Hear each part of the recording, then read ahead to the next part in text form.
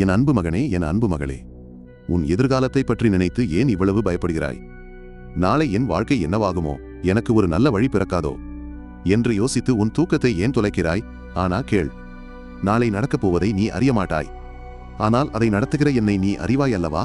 வேதாகமம் சொல்லுகிறது, நான் உனக்காக வைத்திருக்கிற எண்ணங்களை அறிவேன், அவை உனக்கு சமாதானத்திற்கானவை, உனக்கு நம்பிக்கையான எதிர்காலத்தை கொடுக்கும் திட்டங்களே.